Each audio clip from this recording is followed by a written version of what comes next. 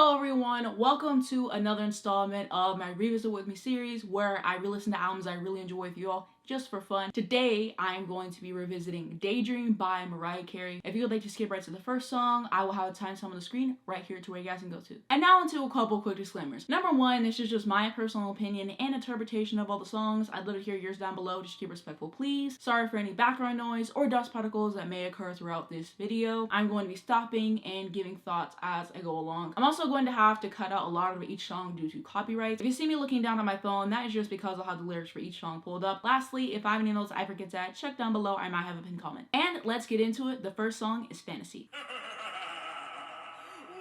to the fantasy.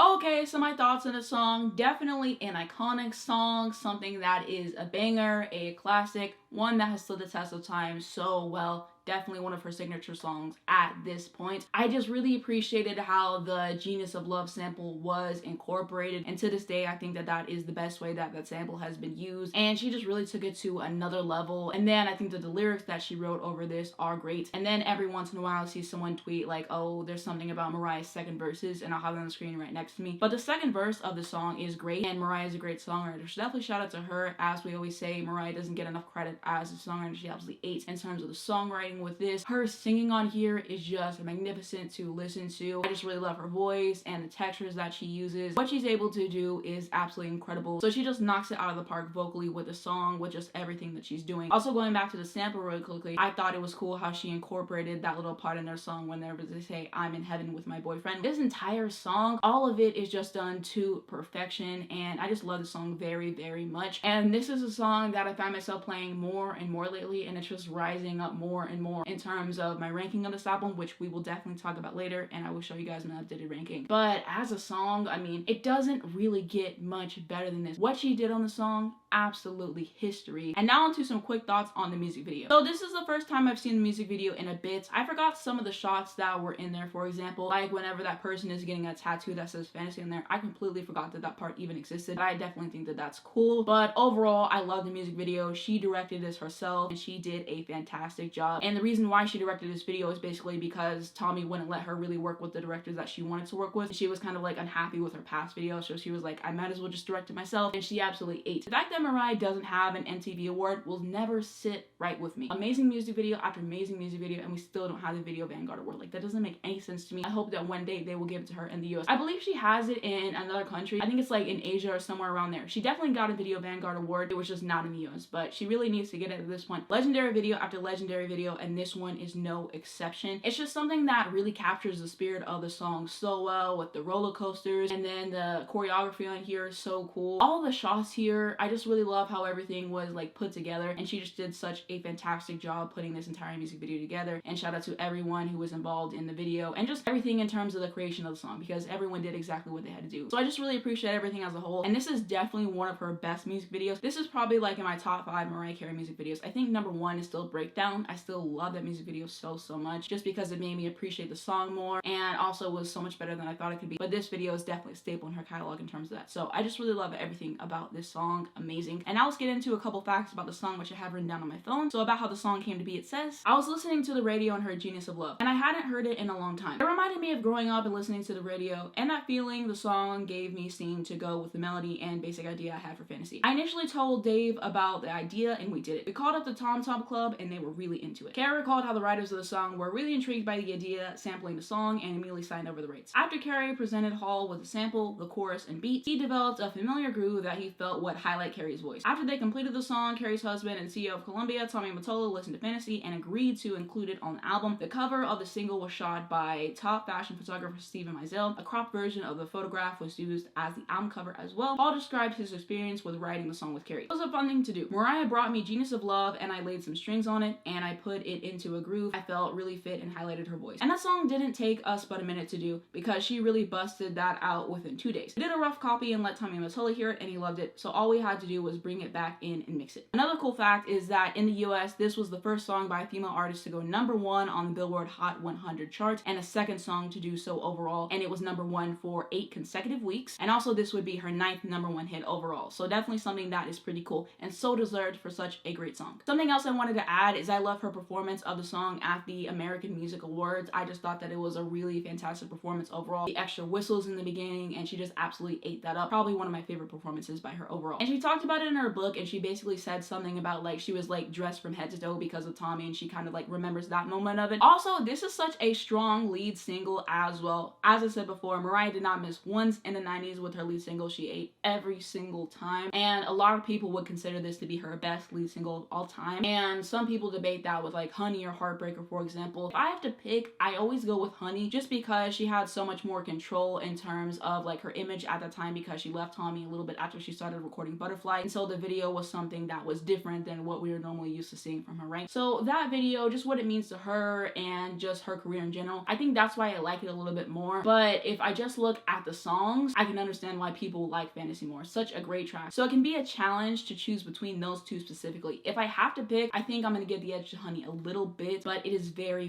close for me. I would love to know which one you guys prefer down below in the comments, and you can also tell me what your favorite lead single is from her, because I would absolutely love to know. I really like the single cover for Fantasy as well. And then I also have to talk about the remix for the song, of course, with ODB. It's something that was popular, and it also popularized the rap and pop collab as well, and we see that time and time again. And she basically said like Tommy Mottola didn't like it and her label wasn't really for it, and it's kind of something that she had to fight for. In the end, it's something that's really changed music in so many different ways. It's so normal for those kind of collabs to happen now, but back then it really wasn't. I would really like to know what you guys think in terms of the Fantasy remix. I see a lot of people like, oh, it's so much better than the original, it absolutely clears. And then there's some other people that are like, oh, the original is always going to be better. So I would love to know what you guys are thinking down below in the comments. And I'll probably do a poll on my channel by the time this is out, so definitely check my community tab and vote, because I'd be curious to know what you guys think. In terms of my opinion on the track, I really prefer the original. I think that the remix is just not for me. There's like a part or two that I like in it, but I just love the original so much. That's what I've always heard, and that's just the version that I prefer. But again, let me know down in the comments. I can talk about the Big Energy remix with Lotto that came out. A lot of people are loving that. Like I said, something that is not personally for me. I just prefer the original version of Fantasy. That is what I always go to, but a lot of people really love that as well, kind of taking something that was popular a bit ago and just like redoing it and whatever and adding new flair to it. So I'd really love to know what you guys think about that down below in the comments as well. And now on to track 2, Underneath the Stars. One summer night, you ran away for a while. High beneath the sky that no one could find. It drifted to another state of mind. Lay upon the grass underneath the stars. We can't believe so shy. Love's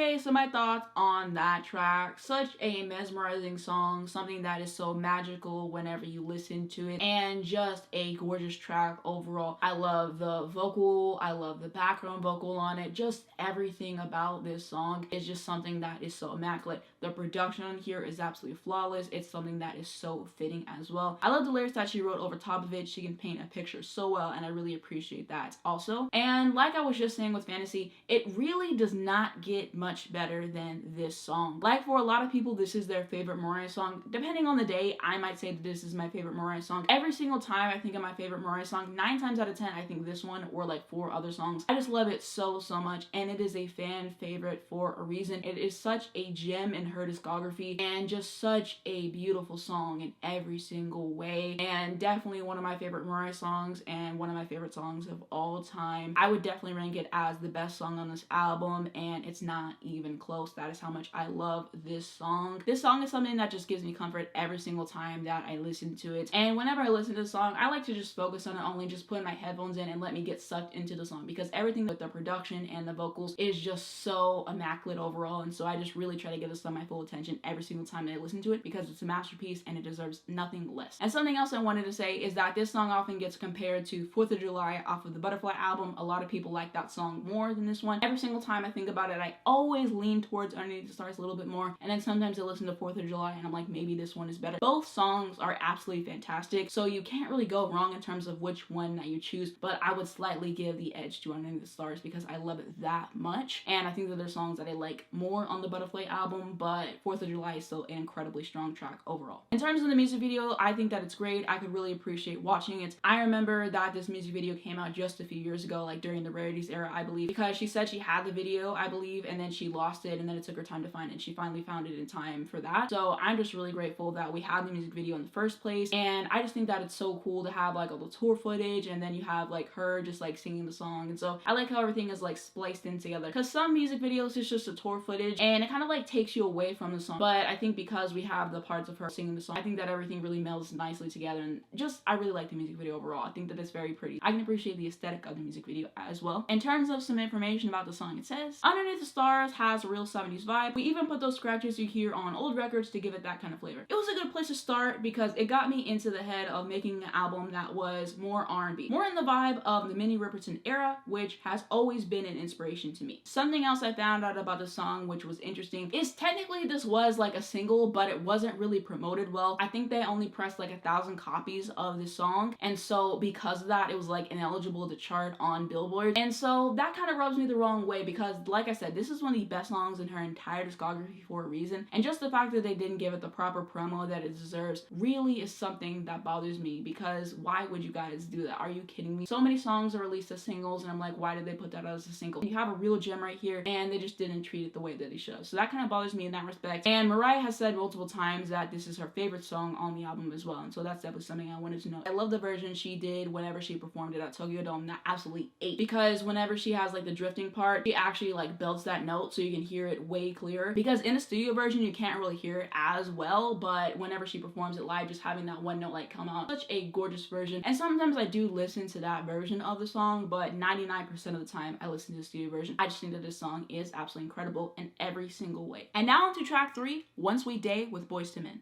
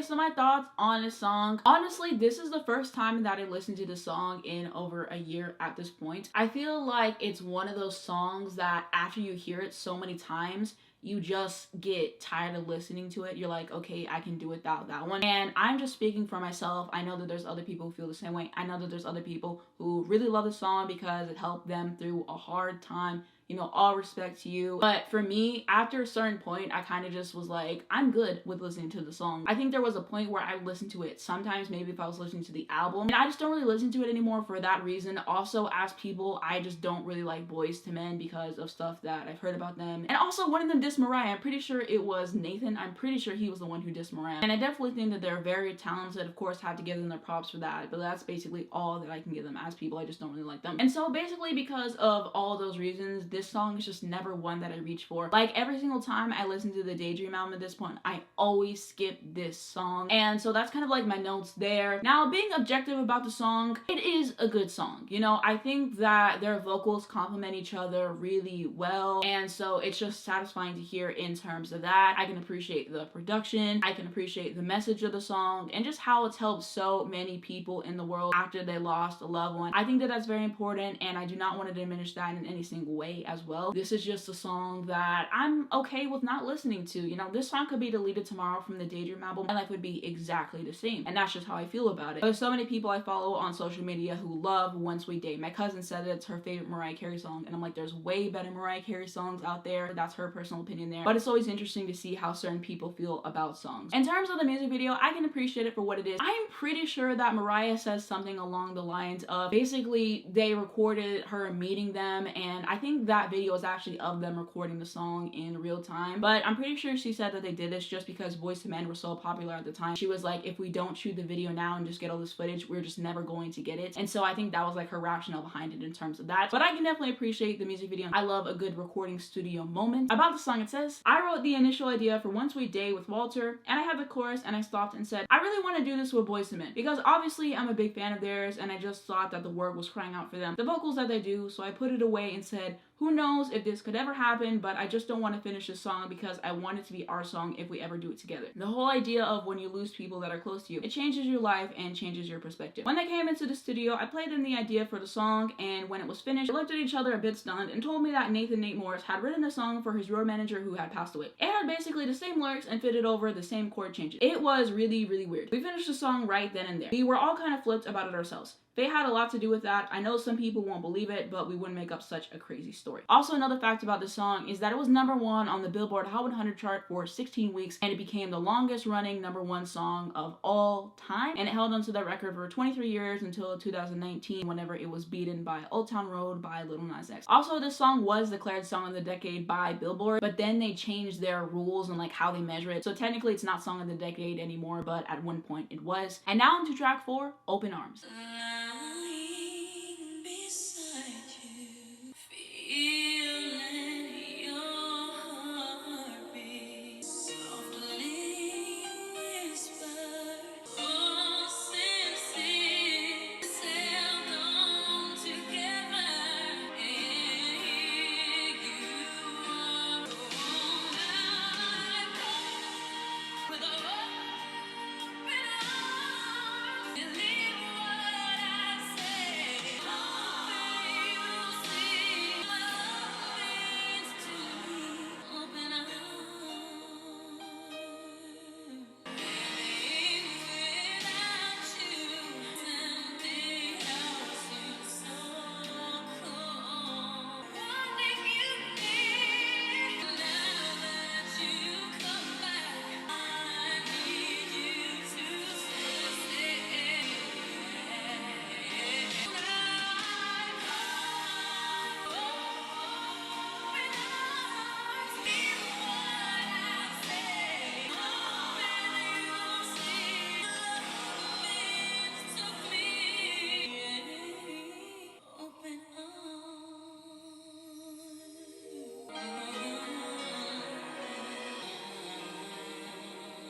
Okay, so my thoughts on the song. This is a Journey cover, and I definitely do prefer her version to the original for sure. Just her vocals and what she adds to it and just makes it her own is something special. And I always prefer her covers to the original, and I just always think that it's so much better just because of her creativity in terms of the vocals. So lately I found myself skipping the song in the Daydream album, not because it's bad or anything. It's just most of the time when I listen to the album, I'm thinking of all the other songs I want to listen to, and every single time it's about to get to the song, I'm like, I don't feel like it. So most of the time lately I have been skipping the song. Sometimes I can listen to it. It just really depends on what mood I'm in. I think that I just like a lot of the other songs on the album more than this one, and also I like a lot of her other covers better than this one. They're just more interesting for me to listen to, but I can definitely appreciate this for what it is. About the song, it says, the single was released as the album's third single between late 1995 and early 1996 in most markets outside the US. It became a #4 hit in the United Kingdom and was performed live on BBC's flagship chart television show, Top of the Pops. It also reached the top 10 in Ireland, Poland, and New Zealand, and the top 20 in Iceland and the Netherlands. And now to track 5, Always Be My Baby.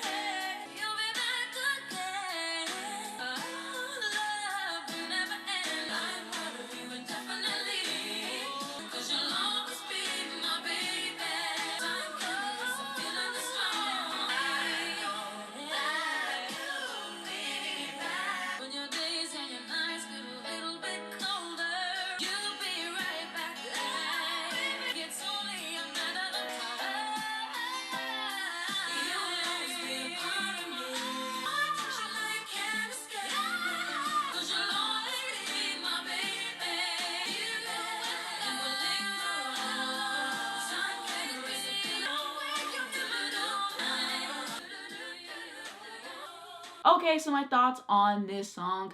This is something that has endured for a reason, such a classic, something that is a staple in her catalog, a song that whenever she performs it live, I don't get tired of listening to it. And only few songs hold that distinction for me in her discography. That's how you know that this one is absolutely incredible in terms of that. And so I just really love this song, a perfect R&B song. I absolutely love the production on here, absolutely flawless. The arrangement on here is so cool to listen to and so fitting, and I love all the chord progressions used in this thing. Her vocals over top of this, absolutely insane to listen to. She just really goes off here and such a treat in terms of that. I love all the background vocals. Shout out to everyone who sang background vocals on this, and shout out to everyone who sang background vocals on this entire album because they always ate. Her background singers are absolutely amazing, so they really deserve their props. And just like the harmony and how everything's layered and how the song progresses as well. The bridge on here, absolutely amazing. I never get tired of listening to the bridge on this thing, and I think that the songwriting on here is great, and just what an impeccable track overall. So I just realized that I forgot to talk about my thoughts on the music video for this song, and I love it. I think that it is a stunning music video. I think that she looks great. I really love the outfit. I love the hair. I love the set. I love everything about it. I just think that it's super fitting for the song, and it's aged as timelessly as the song has. You know, her swinging across the lake, and I just think that it's a beautiful visual overall, so I love the music video for this. About the song in her book, Mariah says, our first collaboration was Always Be My Baby on Daydream. It was the first song we wrote together, but it was as if we'd done it a million times before. We sat in the studio and approached it like a blank canvas, sonically organic. With the gifted manual seal on keyboards, we created this cool yet endearing classic song. Also, something worth noting about the song is that it spent 2 weeks at #1 on the Billboard Hot 100 chart, which is pretty cool. And then you have the entire remix of the song that she did with Escape and Debrat. And so I'm wondering what you guys are thinking of that song. Honestly, I don't really care for the remix too much. I just think that the original is perfect as is, and so I always gravitate towards the original. And so that's kind of like my honest thoughts there, but I would love to know what you guys are thinking down below in the comments there. And then of course you have the story in her book where she basically said that she invited them over to her house to like record the song and do the video or whatever basically. And then she's talking with Debrat and she's like, hey, do you want to go to Burger King, I believe? So then they go and it turns into this whole thing because Tommy never liked her to leave the house, and she basically talked about basically being a prisoner and all that kind of stuff, and just like how her marriage was and everything. But they leave and it's like this entire big deal. And then she talks about Debrat telling her like, you are such a huge star, like if you can't go out by yourself, then you really have nothing. And that's something that kind of like stayed with her. And you know, they're looking for her. And also during this time they're like interrogating Jermaine and like, do you know wherever they are? And he's like, no, I have no idea, because he was just going there to like produce a song, right? He had no clue what was going on there, but they like really scared him. So basically after they come back from all that, a big deal is made. They still were able to get everything done. So that is always something that's like fascinating to me. They went through all that chaos or whatever, which really shouldn't have been chaos. Mariah should be allowed to do like whatever she wants. If she wants to leave her house, she should be able to do that. And I'm glad that now she's out of that horrible situation, and the way that he treated her was absolutely horrible, and he's a horrible person. Also, something I wanted to mention is I really like the single cover for the song. I think that it's great. And now into track 6, I Am Free.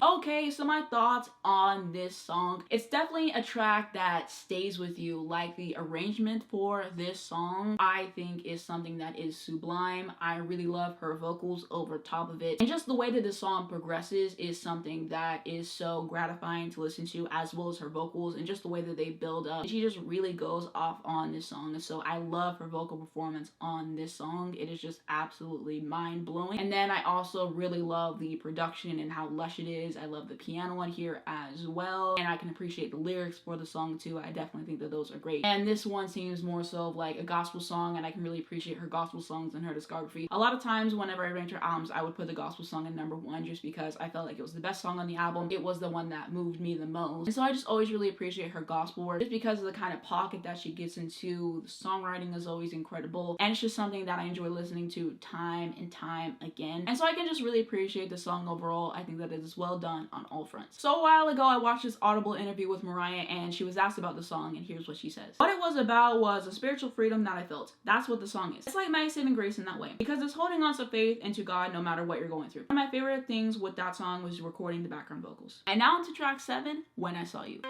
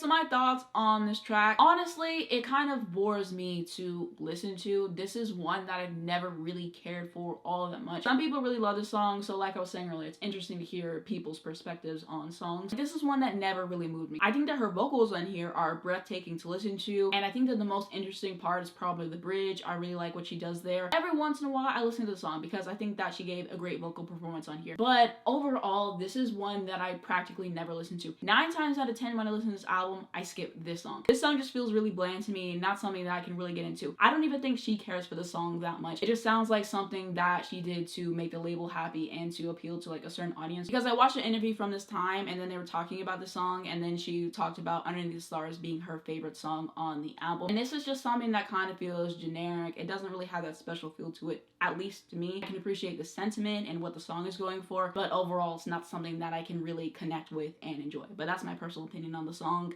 and if you like it, I'd love to know why down below in the comments. And now on to track 8, Long Ago.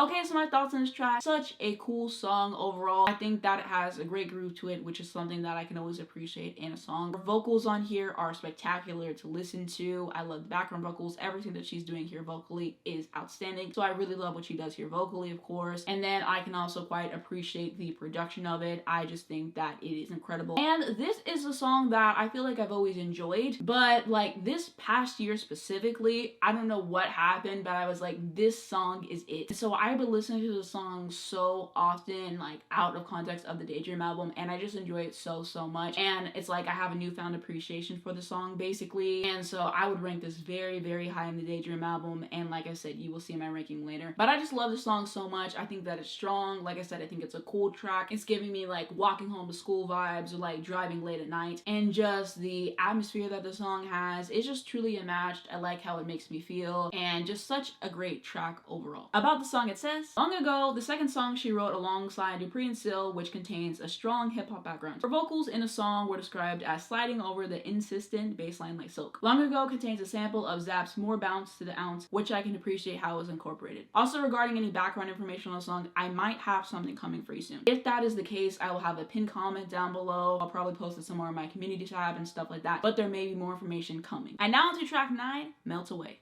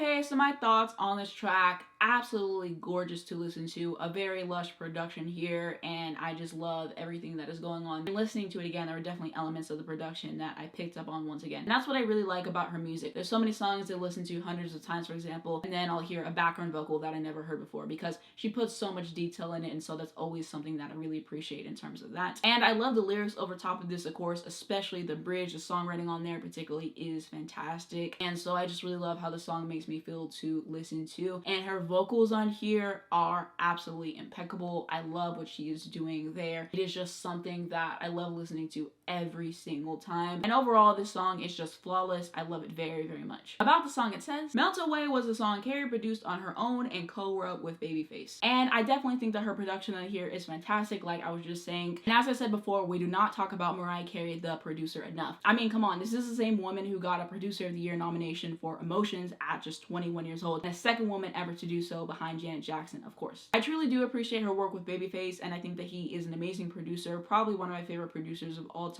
Just so many classics under his belt. And now on to track 10, Forever.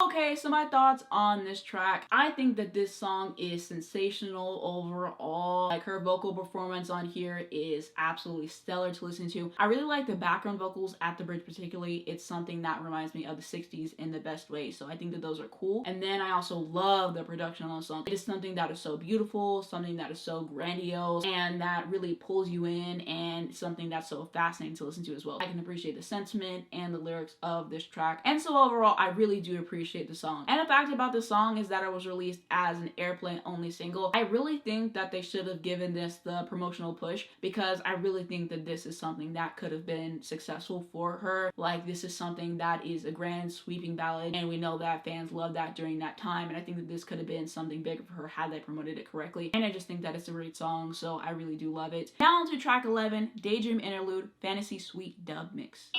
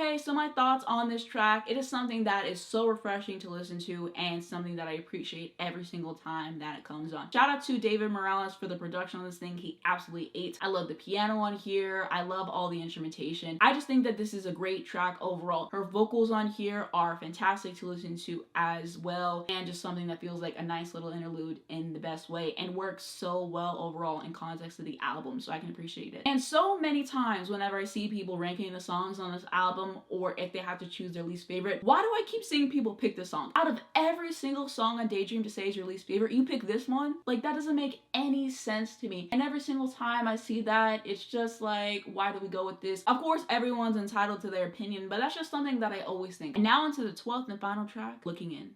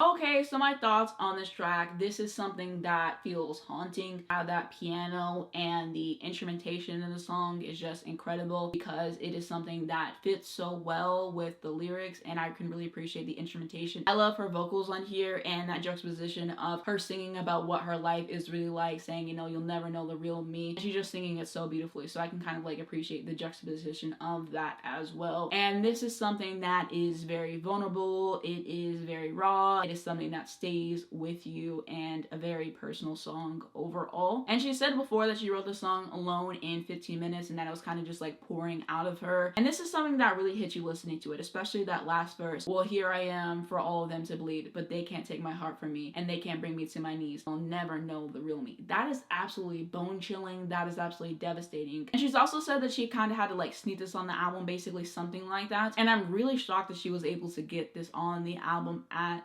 all. And I'm glad that she was able to, because I think that this is something that's really important for the album overall. And I definitely want to talk about this song a little bit more later and kind of how it ties into the entire theme of the album. And I also do the same for the Daydream Interlude, so just stay tuned to hear a little bit more on the song. But I think that this song is great overall. And now I wanted to share my favorite songs on this album with you. So I'm going to say Fantasy, Underneath the Stars. I will have Always Be My Baby in there. I'm gonna go Of Course, and I'll probably throw Looking In on there. And now let's get into my updated ranking of the album, which is going to be on the screen right next to me. And so this is just how I'm feeling right now. Of course, as I listen to the album, more my opinions can change, but I feel like it's changed a lot from whenever I did the video ranking the songs on Daydream, because I listened to this album so many times since then. I wasn't expecting to put Fantasy so high, but like I said, kind of had like a resurgence for me. I've always thought that this was a fantastic song, of course, but like in the past couple months, I just found myself reaching for the song more and more and more. Such an incredible song, such an incredible lead single overall. Like I said, I appreciate the music video. And so because of that, I was like, you know what, I have to move Fantasy up. Like I said, Long Ago was something that I found myself appreciating so much more this year. And if you don't care for the song, I'd recommend you listen to it again. I think that it's just that great overall. I moved Always Be My Baby up because it's just a classic and I feel like I had it too low as well. Looking In did drop some spots. I still think that it's incredible. I think that I just play the other songs more. Like most of the time, I do not play Looking In outside of the context of this album. Sometimes I do, but these other songs I play way more. more, which is why I made top 5. I also think it's incredible lyrically, and I think it's very important to the album, like I was stating earlier. So it's like I had to have a top 5, right? So overall, it's interesting how my ranking has changed in over a year, and I would really love to know your ranking of this album down below in the comments, and let me know if you agree with my ranking or if you disagree with me. Let's continue that discussion down below. And now I wanted to share my overall thoughts on this album with you. So I think that this is an incredibly strong album overall. Her vocal performances on here are absolutely immaculate. As I said before, I can really appreciate her creativity as a vocalist. I can really appreciate her musicality that goes all throughout these songs. The background vocals, again, shout out to the background singers because they absolutely did their thing here, and that's something that I wanted to note, of course. And so her vocals on here just really stand out, and I just love what she's doing all over this